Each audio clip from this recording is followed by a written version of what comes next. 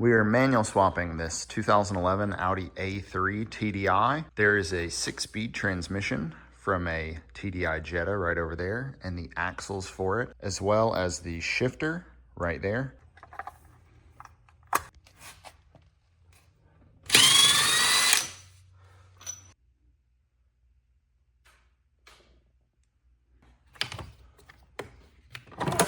Jesus.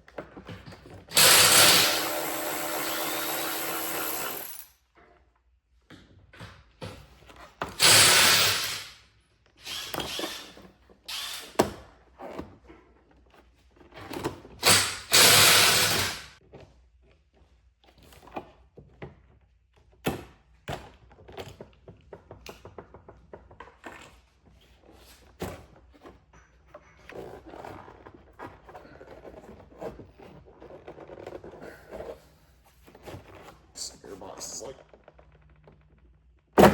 never been removed.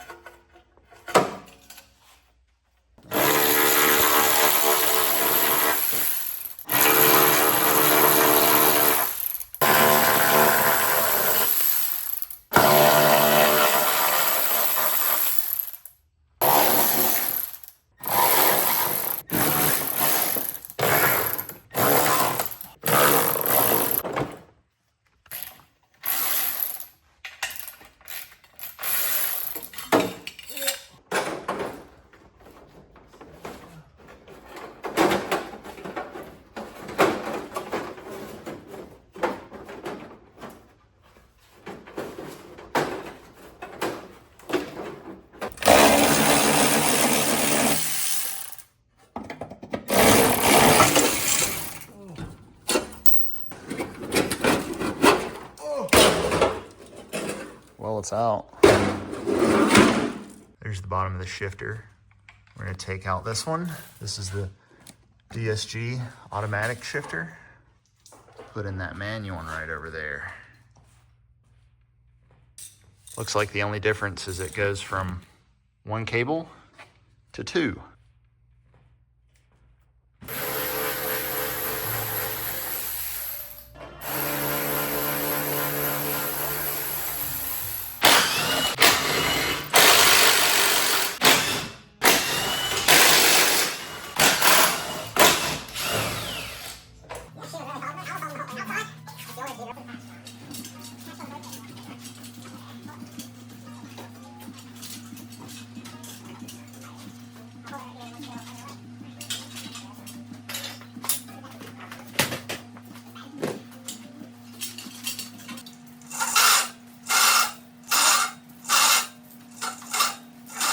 Here's the illustrious DSG transmission that will be getting removed and replaced with that 6-speed manual right over there. The next step is going to be to remove the automatic brake pedal and install the manual brake pedal and the clutch pedal. as well as removing the DSG shifter. These should be pretty easy and straightforward, but if there's anything weird that comes up, I'll show you. You can see here, there's a foam block right there. You just push that block out. Here's the hole for the master cylinder. You can see this is what it looks like with the foam block removed. The master cylinder will be installed in this hole, and then the clutch line will run along here to the slave cylinder on the transmission. This is a contributor as to why the engine got pulled. This flywheel is bad. That is not why it's getting manual swapped. I must say though, this is a bad experience. I would much rather be working on a BMW. How about you? Would you rather be working on a BMW? No, I'd rather not be doing anything. That's not what you said a minute ago. The shifter's in now, I think. I took the transmission off while he did this. Let's take a look and inspect his work. Is it installed? It is, it's bolted in. All you do is take out the 4 bolts and it falls right out the bottom. Then you bolt in the manual one. I'll show you where those bolts are located on this shifter right here. Boom, boom, boom, boom. 1 cable. As you can see now, we got the big Chad 2 cables. This is what the clutch pedal looks like. It's got a new master cylinder on it. It's got this 1 pivot bolt right here. And there are 3 studs on the firewall where it mounts. You can see them right there. The one on the top one is hidden and really annoying to get to. Someone here knows that. Let go! What is going on here? The angry man has the pedals done. The clutch assembly is installed. For the brake, all you do is install that manual brake pedal there and remove the automatic one. Very easy in theory. In practice, it didn't sound very easy, but I wasn't the one doing it, so to each your own. Here's a rare win for Volkswagen. They don't use pilot bearings apparently. The manual transmission input shaft is the same diameter as the crank. On the DSGs, you have a pilot bushing, which I'll show you here. The DSG input shaft is significantly smaller than the manual. That's followed up with the average Volkswagen L of having a plastic slave cylinder inside the transmission. Yeah, they really lost all the points they gained there. You also have to swap the throttle pedal. You can see here there's 1 bolt there, and then these 2 clips, and then you just pull it out. The only reason you have to swap it is because the DSG one has the kickdown switch, the manual one does not. Here's a very expensive part of the swap. It's likely not worth it if you're trying to do it for cheaper than fixing your DSG, because if you look at this, that is a bad flywheel. A flywheel set's like 800 bucks. A DSG flywheel is like 4 something. Here you can see the new flywheel. Obviously there's very little play. That is the most expensive part of this ordeal. Unfortunately, you can't just buy a clutch like you could on any other car. BMW. The clutch is installed now. One critical thing is you need to make sure the clutch says for luck flywheel, for example, because this is a luck flywheel and this clutch is one labeled for luck flywheel. Before that, we had a luck clutch, but it didn't say for luck flywheel and it didn't fit. How does that make sense? I have no idea. The engine is now back in the car. So now really, it's just putting everything back the way it should be.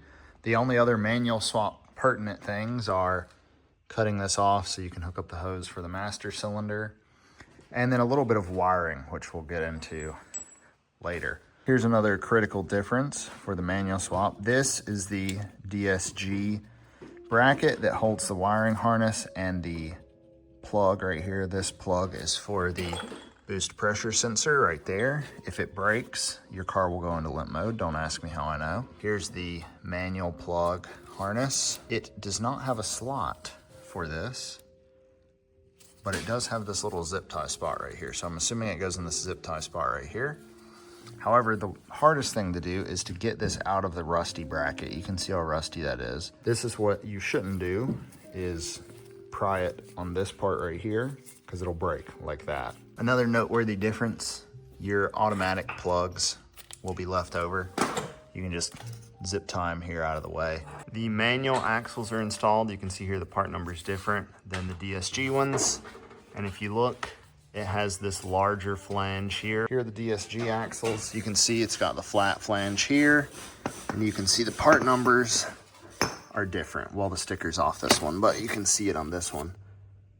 The only critical thing is that the axles have to match the transmission. So whatever car you get your manual from, use those axles.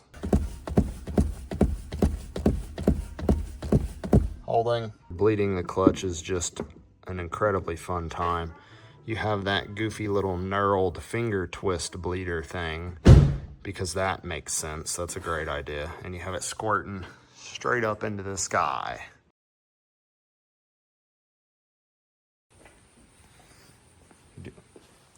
We're doing some rigging to get the car to start. You have to ground a terminal out in the DSG harness. This is gonna be wired up to the clutch switch, but oh my God. I guess we're gonna see if this works. I'm gonna see what he did. Yeah, so he pretty much just jammed that into the DSG harness right there. That's interesting. I don't know how we're gonna drive with that, but I guess we're gonna see if it starts.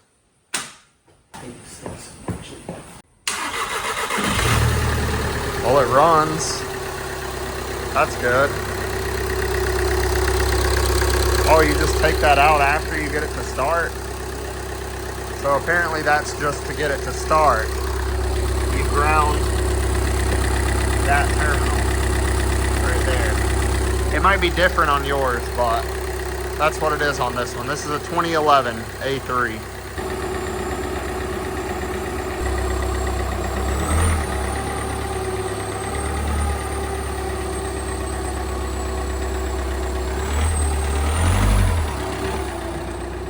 Got a lot of codes on the dash.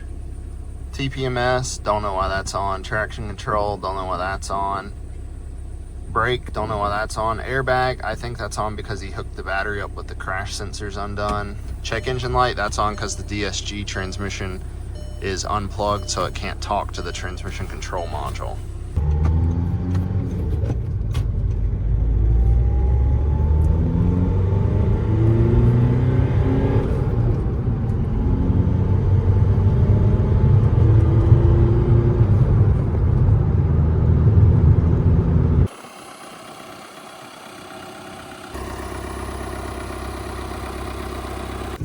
If you stall your car, you gotta get out and pop the hood, re-jump it to ground.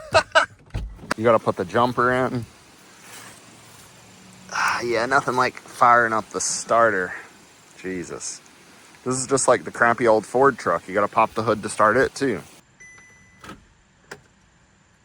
Battery terminal's loose. This thing's a box. It just got worse.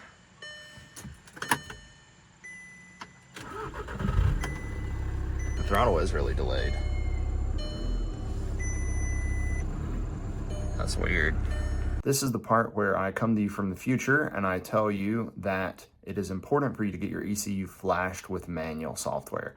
That makes the lagginess go away, and that makes all of the lights on the dash go away and everything work like normal. You could also use a manual ECU from your parts car that you got all the transmission and pedals and everything from if you got the immobilizer removed. No way. Turn too hard to pop my core off. How did I turn too hard and pop the hose off? I literally heard it hit it and then pop it off. What would it have hit? The tire.